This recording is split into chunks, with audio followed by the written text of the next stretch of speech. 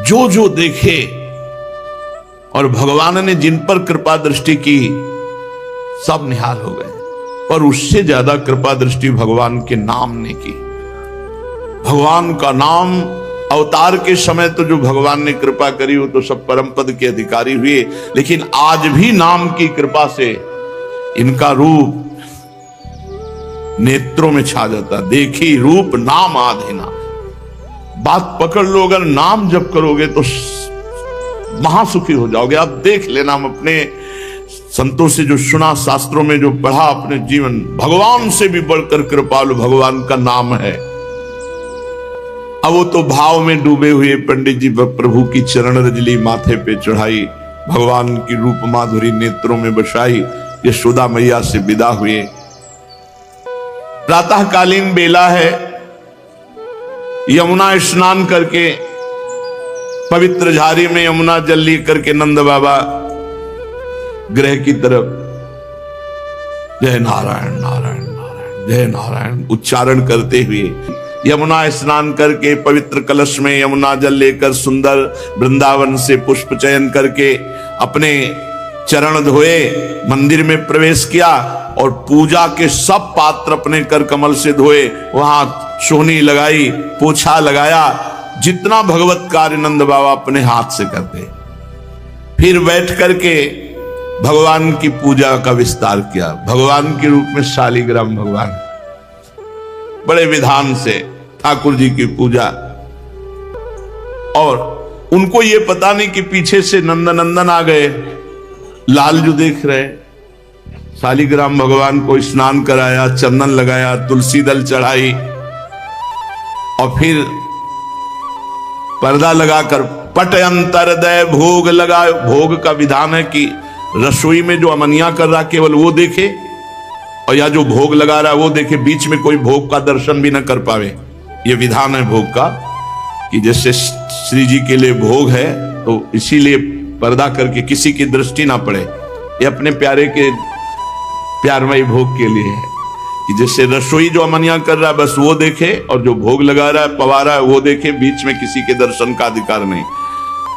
आरती की शालिग्राम जी की सेवा करके भगवान ने कहा कैसे लगते हैं शालिग्राम, उठाया मुंह में डाल दिया। चंदन तुलसी स्वाद ले रहे, शालिग्राम भगवान को मुख में डाल लिए। नंद बाबा आरती करके ध्यान कर रहे, देखते हैं इस देवता में कितनी ताकत है। मुंह में डाल लिया, और जैसे कोई टॉफी चूसे ना, ऐसे चंदन तुलसी दल का सब स्वाद। भाई प्रभु है। नंद बाबा आंख खोले, बोले भगवान कहां हमारे गए? यशोदा, अरे हम अभी पूजा करके ठाकुर जी विराजमान किए, कहां चले गए? कहां चले गए भगवान हमारे? और नंद बाबा तगड़े तो उन्हीं के पीछे खड़े, मुख में लिए हुए शालिग्राम। अरे कहां गए मेरे इष्ट देवता को ले गए उठाई। अब वो तो अलग ही दिखाई देंगे गाल में। यशोदा मैया ने देखा, कहा तुम्हारे इष्ट देवता इसके मुख में, पहले देखो, पीछे तो मुड़ के देखो। अरे सब अनिष्ट कर दिया इसने, मुख में कैसे शालिग्राम डाल दिया तुम, सब अमंगल कर दिया तुम। ठाकुर जी की सेवा, हे भगवान नारायण नारायण नारायण, क्षमा करना हमारे बालक को। नंद बाबा की तरफ देखा और कहा सब ब्रह्मांड के ब्रह्मांड मुख में देख लो, शालिग्राम अकेले नहीं, पूरा विश्व ब्रह्मांड हमारे मुख में है। भगवान ने नंद बाबा कांप गए, क्या ये भगवान है? सच्ची में क्या ये भगवान है? भगवान तिरछी चितवन करके नंद बाबा के, जब नंद बाबा सोचे क्या ये भगवान है, तो तिरछी चितवन करके देखकर हंस रहे हैं। अब तुरंत वात्सल्य ने ऐश्वर्य और ज्ञान को फटकारा, यहां वात्सल्य रस है बाबा के अंदर में, तुम यहां विराट रूप ऐश्वर्य, और ये कि ये क्या भगवान है? ऐसा ज्ञान नहीं, नहीं, फिर वात्सल्य में बाधा पड़ जाएगी। ये भगवान है, जैसे आप भोग लगाने चलो और ये भाव कि अरे तो भगवान है, ये तो सबको पवाते हैं, ये तो पूर्ण काम, ऐसा नहीं, फिर आपके अंदर पीड़ा नहीं होगी। जब होता मेरे प्रभु, मेरे लाडली लाल, तो उनको भूख लगी, उनको पवाओ जैसे छोटे बच्चे को लगती है ना, तो वो कुछ कह नहीं सकते, लेकिन हमारे अंदर विकलता होती, माँ के अंदर विकलता होती, ऐसी सेवा की जाती। ये मान ले तो भगवान है, तो भगवान ने ये मेरे प्राणाराध्य, मेरे प्राण प्रिय है। मुख से निकाल करके शालिग्राम भगवान पुनः स्नान कराए, विराजमान किए, और नंद बाबा को हृदय में बार बार आ रहा था कि ये जो मैंने मुख में इसके सब ब्रह्मांड देखे, ये क्या था, ये क्या था। तो वात्सल्य ने एकदम ऐसे, बाबा को लगा पता नहीं क्या मुझे हो गया है कि कहीं कहीं भी कुछ भी दिखाई दे रहा है इस समय, पूरा लाला के छोटे से मुख में ब्रह्मांड कैसे दिखाई दे रहा है। प्रभु सच्चिदानंद में इसीलिए तो अवतार लिया है महासुख प्रदान करने के लिए। श्री लालजू महाराज विविध प्रकार की लीलाओं से बाबा और मैया को सुख प्रदान कर रहे हैं। एक दिन चांदनी एकदम छिटकी हुई है, रात्रि की छिटक चांदनी, और लालजू उसी चांदनी में ता ता थे ता थे ऐसे नृत्य कर रहे हैं। बाल बाबा छुप गए खंभे की आड़ में, अकेले में मस्त।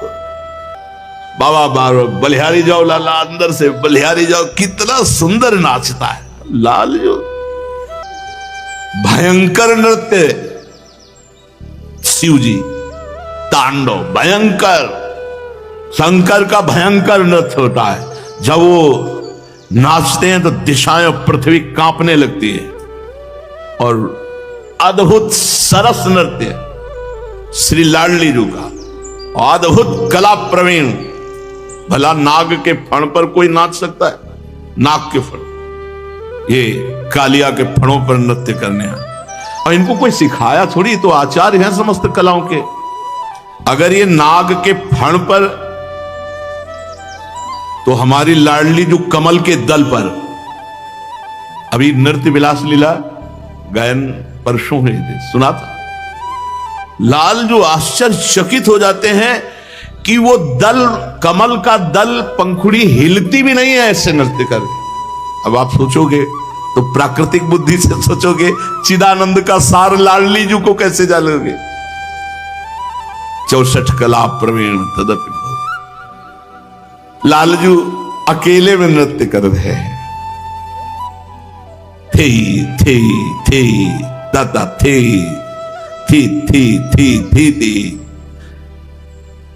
मैया बाबा सब छुप करके देख रहे। सोचो, सच्चिदानंद सौंदर्य माधुर्य निधि बाल गोपाल के लिए नृत्य कर रहे। वैसे ही बाल लुभावना स्वरूप होता है, फिर ये तो विश्व मनमोहन है, मुनि मनमोहन है। माता यशोदा जी एकांत में नीलमणि के ऐसे बलैया ले रही कि वो देख न पावे, ले सकुचा जाएगा। छोटे से मुखारविंद से, छोटा क्या पूरा ब्रह्मांड कई बार मैया को दिखा दिया, बाबा को दिखा दिया। गान करते हैं, अकेले गान करते हैं, कम सुना है। प्रियाजू के साथ तो इस समय प्रियाजू के साथ गान करते हैं ना लालजू, वायु प्रवाह बंद हो जाता है। बहत नवारी खगमृग पशु पंछी मानो मुनिव्रत धर्यो कपोती कोकिला कीर, एकदम छा जाता है आनंद से। एक एक शब्द से अमृत रस टपकता है प्रियालाल के। लालजू गा रहे हैं अपने आंगन में, नूपुर भी बंधे, रुंझुन रुंझुन, अपने मन से अपने मन को रिझा रहे, गा रहे और नाच रहे। क्या सुंदर स्वरूप। पीतांबर की धोती पहने हुए हैं, कट में किंकिणी बंधी हुई है, वक्षस्थल पर विविध आभूषण, बाजूबंद, कंकड़, फेंट में मुरली, श्री चरणों में अद्भुत ध्वनि प्रकट करने वाले नूपुर, और नेत्र संचालन करते ताथे ताथे ताता थे ताता थे, गान भी कर रहे हैं और नृत्य भी कर रहे। तनक तनक चरणनि सो नाच, छोटे छोटे चरण हैं, नाच रहे। ग्रीवा मोड़ना, बाह से भाव, हाथ से भाव प्रकट करना। नाचते नाचते कभी बाबा को पुकार, बाबा आओ देखो आकर के मैं गा रहा हूं, नाच रहा हूं। ये पता नहीं कि बाबा खंभा की आड़ में वो देख ही रहे, वो आनंद ले रहे। प्रभु विविध प्रकार से बाबा को, मैया को सुख पहुंचाते। मैया निकल के आ जाते, सब कुछ आ जाते हैं। लालजू, लाला सकुचा मत, हम और बाबा पहले से देख रहे। सकुचा मत, बहुत सुंदर तूने गाया, बहुत सुंदर। अब की और खुल करके बाबा को दिखा। जननी का प्रेम निर्बंध, बाबा का प्राणों की लालसा। नंद नंदन अब की तो क्षमा बांध दिया। जब संकोच हटा बाबा और मैया के सामने, और झुनक झुनक नूपुर कर की ताल मुंह से थे दाता थे। बाबा भगवान की स्मृति में, ओ कैसा हमें सुंदर लाला भगवान ने दिया है। अब एक दो सखा भी देख रहे थे, वो सब दौड़ करके गए, अपने सब सखाओं से, ब्रज गोपियों से कह रहे आज तक ऐसा नृत्य नहीं देखा जैसा नंद नंदन नृत्य कर रहे। तो दल की दल ब्रज वनिताएं, गोपिकाएं सब आ जाती। लालजू सकुच जाते हैं। मैया कहती घर के ही तो है सब अपने, तू नाच के दिखा। ब्रज गोपियां ताली बजाती, भगवान फिर नाचने लगते हैं। विचार करके देखो कि बड़े बड़े ऋषि मुनि, वेद जिसे नेति नेति कहते, ब्रज गोपियों की ताल पर नाच रहा है वो पर ब्रह्म परमात्मा। यह है भजन का प्रताप। शेष महेश गणेश वेद जिसका पार नहीं पाते, ब्रज युवती ताली बजा रही हैं और भगवान नृत्य कर रहे हैं। कभी ब्रज गोपियां आती हैं तो देखती हैं कि आंगन में सब मक्खन फैला हुआ है। प्रभु बड़े स्वच्छंद खिलाड़ी, सब माट फोड़ करके दही में से खेल रहे। मैया उनको डांट रही तो भयचकित देख रहे। गोपियों के हृदय में लालसा होती है कि कभी मेरे घर में भी ऐसी लीला करे आके। रास्ते में कहीं लालजू मिल जाते, ब्रज गोपी पकड़ लेती, सुन नाच के दिखा। अब देखो पर ब्रह्म परमात्मा नाच के दिखा। नहीं अब हम मैया के पास जा, अच्छा चल अभी तुझे दादी छाछ पिलाते हैं, अब नाच के दिखा।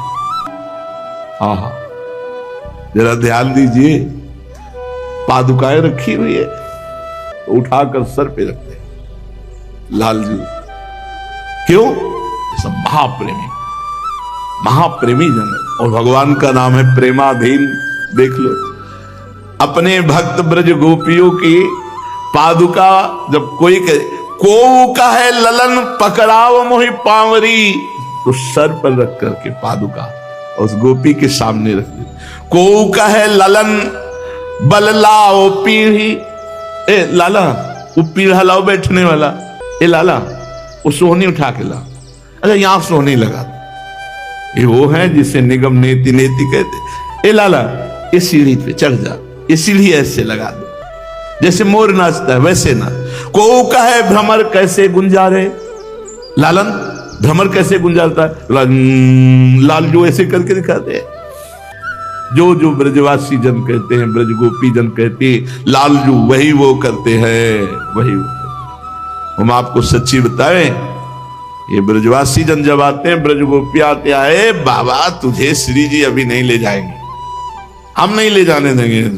तो सच्ची कहते हैं ऐसी आती है दशा, 2-3 दिन एकदम है कि अब उठना मुश्किल, बोलना तो 2-3 दिन में फिट एकदम। ये कोई दवा नहीं चलती, ये इन ब्रजवासियों का आशीर्वाद चलता है। ए बाबा अभी तो एक कैसे श्री जी ले जाएंगी, हम लोग जब तक नहीं चाहेंगे श्री जी नहीं ले जाएंगे। तो सच्ची मानो 2-4 ब्रजवासिनी तो आती हैं जब रोटी लेके, बाबा कैसो है, भैया ठीक है, हाँ बिहारी जी से हम लड़के का, हमारे बाबा को कुछ नहीं होना चाहिए। तो छाती में लगता है अरे कैसा प्रेम ब्रजवास, अपने लिए बिहारी जी से नहीं कह रहे, कछु नहीं होना चाहिए। बाबा सुना 2-3 दिन तबीयत खराब है, हम बिहारी जी के रोज दर्शन करने गए, जब तक बाबा ठीक नहीं हो बिहारी जी से हम लड़ती नहीं। बाबा आप ठीक हो? हाँ। बाबा जरूर रोटी पाइयो।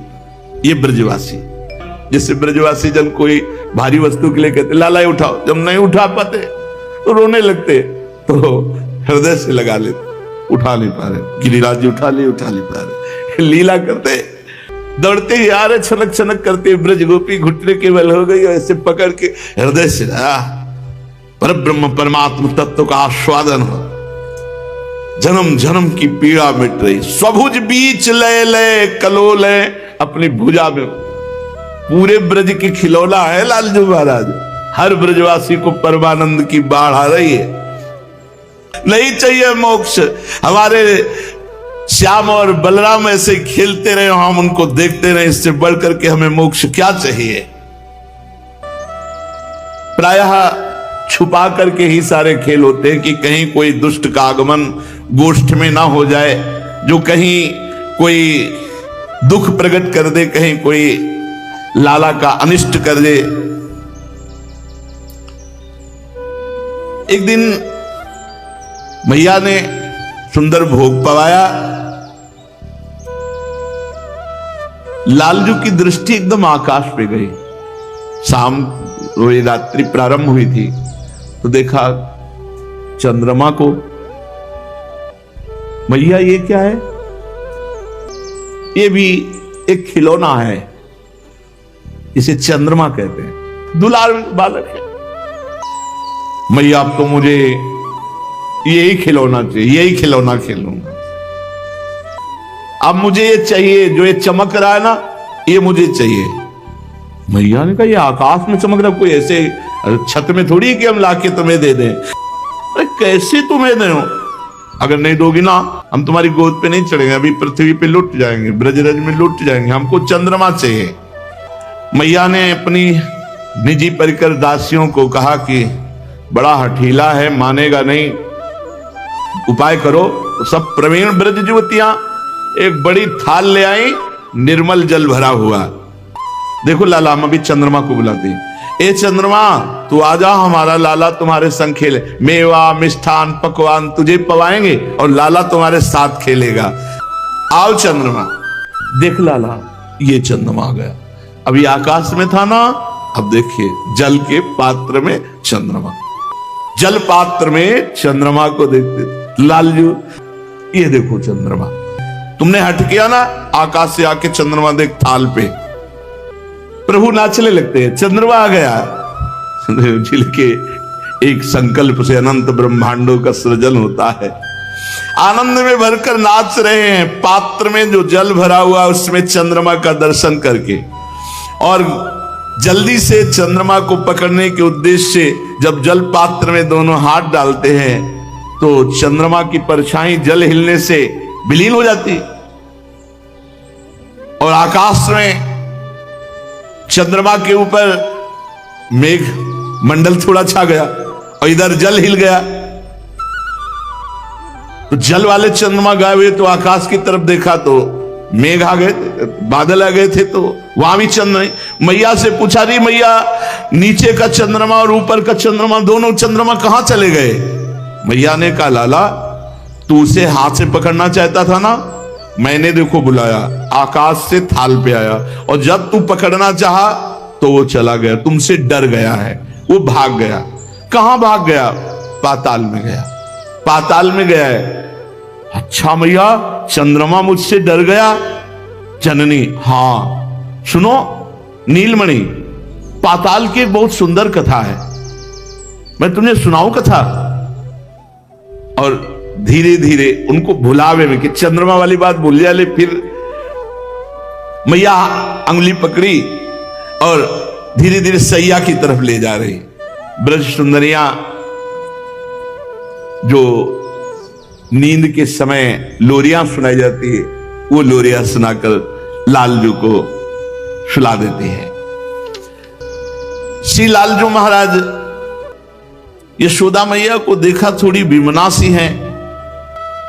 सायंकाल हुआ तो ब्रजेश्वर लौट करके अभी नहीं आए, गोप बंधुओं के स्वागत एवं नारायण की सेवा में शायद लग जाने के कारण ब्रजमयसी श्री यशोदा जी पूछी, इतना विलंब कैसे हो गया?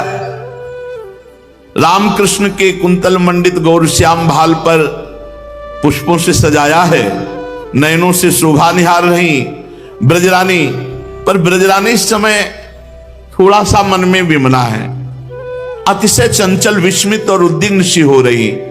अंतर का विक्षोभ मुख पर स्पष्ट परिलक्षित हो रहा है, उनका मुख थोड़ा सा म्लान हो रहा है। ब्रजेश्वर जानते हैं रामकृष्ण की अनिष्ट आशंका उनके हृदय में और ब्रजरानी के हृदय में भी।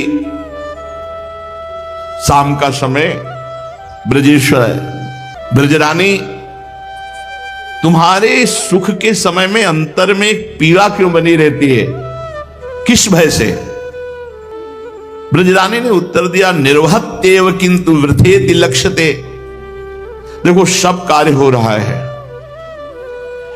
परंतु मुझे एक अंदर अंदर अपने बालकों का कहीं कोई अनिष्ट ना हो जाए, एक अति प्रीति होने में संदेह बना रहता है। जिससे अति प्रीति होती है तो उसमें एक उनकी सुरक्षा के लिए, उनके मंगल के लिए एक संशय बना रहता है। हंत कथम्यु, ये किस प्रकार? तो ब्रजरानी के नेत्र में अश्रु आ गए और वो कहने लगी, प्रातः काल की ही बात ले लो, नीलमणि सोए हुए थे, मैंने दूर से देखा, साथ ही गृह कार्य के अकस्मात स्नेहावश मेरे स्तन झरने लगे। मैं दौड़ी, नीलमणि को गोद में उठाया, स्तन पान कराया। वो दूध पी रहा था, उसकी तृप्ति भी हो गई, पर सहसा मेरे मन में एक संदेह हुआ कि इतना दूध पीने पर अपच न हो जाए। उसने मुंह खोला,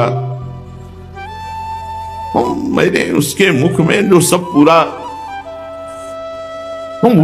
मेरे मन में बड़ी शंका, ये सब क्या अनिष्ट मेरे नेत्रों में दिखाई देता है। थर थर कांपने लगी थी मैंने देखा नीलमणि के छोटे से मुख में झांक करके वो नीला अनंत आकाश, स्वर्ग, पृथ्वी, ब्रह्मलोक, ज्योतिष चक्र, दिशाएं, सूर्य, चंद्रमा, अग्नि, वायु, समुद्र, द्वीप पुंज, पर्वत मालिकाएं, नद नदी, समूह, अरण्य श्रेणियां, चराचर अनंत प्राणी। अरे उस छोटे से मुख में मैंने अनंत ब्रह्मांड देखा। यशोदा जी इतना कहते कहते बाबा का हाथ पकड़ लिया, अपने हाथों में लिया और कहा कि उस दिन से मैं एक घटना भूल नहीं पा रही हूं। मैं दिन भर चिंता में रहती हूं कि ये क्या अनिष्ट था जो मैंने अपने बालक के मुख में सब कुछ देखा। बाबा को बात याद आ गई, जब शालिग्राम से तो पूरा, तो उनका हमने भी तो देखा, इसके मुख में जैसा तुम बता रहे हो वैसा हमने भी देखा। इतने में रंगशाला में नृत्य और गायन का उत्सव रखा गया था, क्योंकि पूरी रात नाम कीर्तन उत्सव एकादशी को जैसे करते हैं, तो रामकृष्ण को, श्याम बलराम को लेकर के उसमें सम्मिलित हुए। अब वहां मंचन किया गया था रामलीला का। श्याम और बलराम बैठे हुए और रात्रि में नाम कीर्तन करते हुए मंचन किया गया रामलीला का। तो सबसे पहले सिया राम जी की झांकी बन के आई।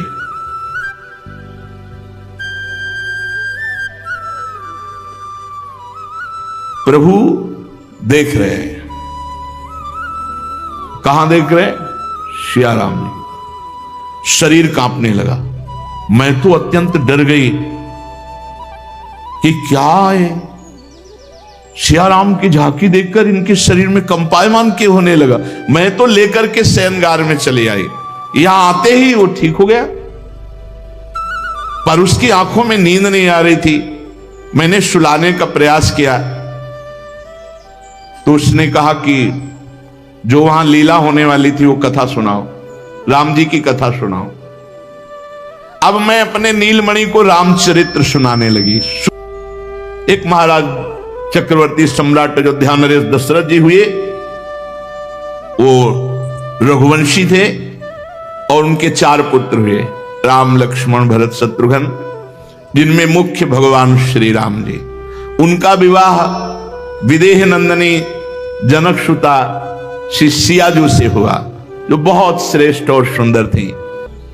लक्ष्मण जी के साथ भगवान श्री राम और जानकी जी ने महाराज दशरथ जी के वचन को सत्य करने के लिए 14 वर्ष का वनवास।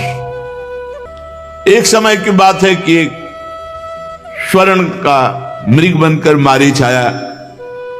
सियाजू की इच्छा पूर्ति के लिए भगवान उसके पीछे दौड़े। जे भी मैया ने कहा कि जब स्वर्ण मृग के पीछे राम जी चले गए तो इधर रावण आया और सिया का हरण कर ले गया।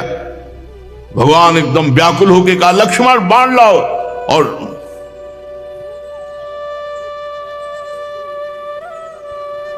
प्रभु राम जी के आवेश में आ गए। सिया का अपहरण सुनते ही लक्ष्मण बाण लाओ। ऐसे यशोदा मैया कह रही, बाबा से हाथ में हाथ रखे बात, मैं बहुत व्यथित हूं, ये सब क्या हो जाता है मेरे लाला को। कुछ देर के लिए बाबा समाधिस्थ हो जाते और गदगद कंठ से बोले, ये कोई राक्षसी माया या कोई डरने वाली बात नहीं है, ये कोई गलत आवेश नहीं है, ये मेरे जगन्नाथ भगवान नारायण की कृपा है कि मेरे पुत्र में सब भगवानों का आवेश होता है। ऐसा लगता है कि मेरे पुत्र में समस्त भगवानों का आवेश होता है। ऐसा ही है क्योंकि समस्त रूपों में यही है।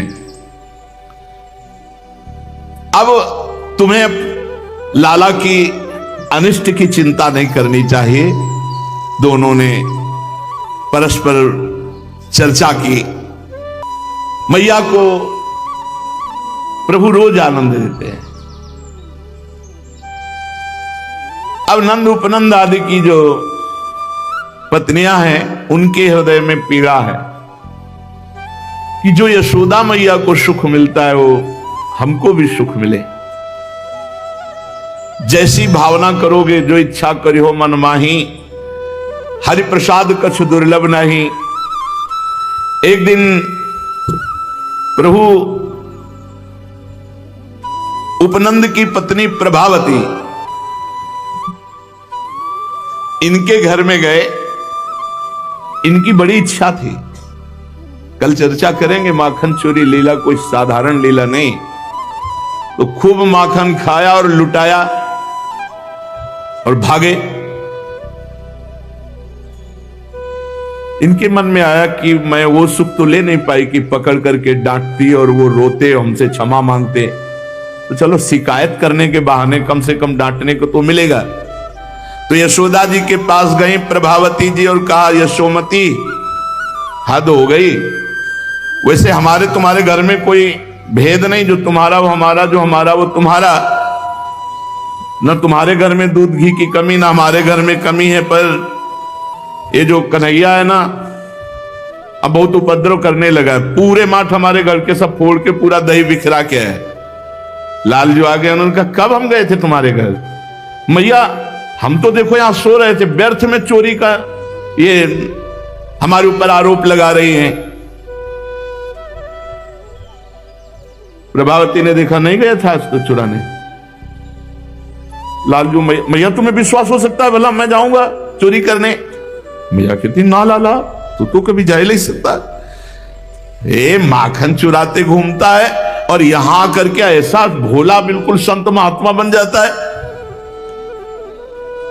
देखो यशोदा जी, ये हम आपको बताए, ब्रजवासियों को गाली दे के भागता है जिसके दरवाजा बंद होते और खुला होते तो माखन सब ऐसे फैला देता है। यशोदा जी ने कहा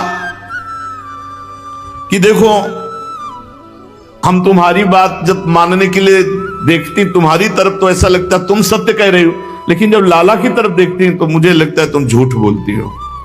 तुम हमारे लाला के ऊपर आरोप कर रही हो। हमारे घर में क्या कमी है कि वो चोरी करेगा जाके?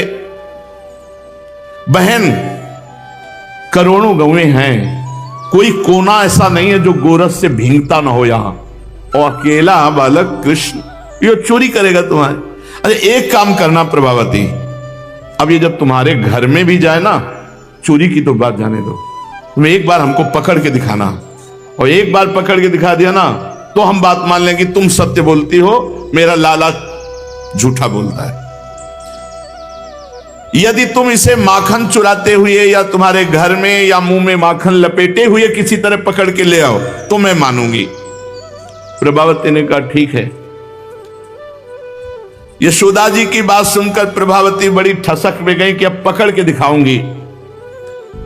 और प्रभु भी परम खिलाड़ी अपने सखाओं के साथ उसी के घर में गए, उसी के घर में, और दरवाजा बंद है तो दीवार में सखा खड़ा किया, कोई बड़ी दीवार है थोड़ी, और ऊपर बाउंड्री में चढ़ के फिर सब क्रम से सखा, कुछ अंदर कुछ बाहर। फिर वहां गए समवयस्क बालकों के साथ, छीके पर ऊंचे रखा था कि पकड़ूंगी, अगर नीचे रहेगा तो फिर अंदर से दरवाजा खोल के सब भाग जाएंगे, छीके पे। अब प्रभु ने उखल, उसके ऊपर पीड़ा, फिर उसके ऊपर सखा, फिर उसके ऊपर आप फिर भी नहीं पाए, क्योंकि बाल गोपाल है ना। आसपास देखी छड़ी रखी थी, छड़ी से मटकी फोड़ फोड़ के जितनी बनी थी, खूब दही का दधिकांदो हुआ। बाहर वालों को, बंदरों को, अब वो तो छुपी खड़ी थी कि एक बार पाले पहले अच्छे से, क्योंकि सब प्यार करते ब्रजवासी जन। श्री दामा, सुबल, ये सब सखाजन हैं। सारा गोरस भांड फूटने के कारण बह रहा है। प्रभावती बाहर निकली, बड़े साहूकार बनते थे ना, आज फंस गए ना तो सखा तो भागे। अब ये जैले ऊपर से उतरे नीचे, तो जो ही नीचे उतरे तो उसका लक्ष्य तो नंदनंदन थे। नंदनंदन की जोर से कलाई पकड़ी, जो सखावर थे वो भी भाग गए। कहा अब उनका ले चल मैया के पास, और क्या ले चल तू। अब वो बड़े गर्व से लालजू को ऐसे पीछे पकड़े जा रही है। इतने में देखा कि दो चार वयोवृद्ध के साथ नंद बाबा आ रहे हैं, तो फौरन अब घूंघट करना है ना, फौरन घूंघट किया। जो ही घूंघट किया तो लालजू ने उसके पुत्र को बुलाया, वो फौरन अपना हाथ हटा के उसके हाथ में से, वो अपना दूसरी गली से जल्दी से जाकर अपने सैया पर लेट गए। वो प्रभावती गई, यशोदा रानी बारनी, हाँ देखो कहती थी ना पकड़ के लाना, आज रंगे हाथ पकड़ के लाई हूं। भैया ने कहा किसको? बोले तुम्हारे लाला को चोरी कर। अरे थोड़ा घूंघट तो हटा ले और जरा पीछे तो देख। पीछे देखा, अरे बोले दारी की तू कहां से आ गया? हम तो पकड़े थे अब कन्हैया को, तू कहां से आ गया? कन्हैया है। मैया क्या बात हो गई? बोले प्रभावती तुझे लज्जा ले आती? मेरा लाला देखो आराम करके आ रहा है और तुम कह रहे हो। थोड़ा चार कदम आगे बढ़ी तो उनका सुन ली, अब की तो लाला का हाथ पकड़ा है, अगली बार तेरे खसम का हाथ पकड़ाऊंगा अगर मेरी पकड़ अगर मुझे पकड़ने की कोशिश की, मैया के सामने चोर साबित किया, तो अब की बार तो लाला तुम्हारे हाथ में था, अगली बार जो होगा वो तेरा पति तेरे हाथ में होगा। और बस धीरे से कह के और दंडवत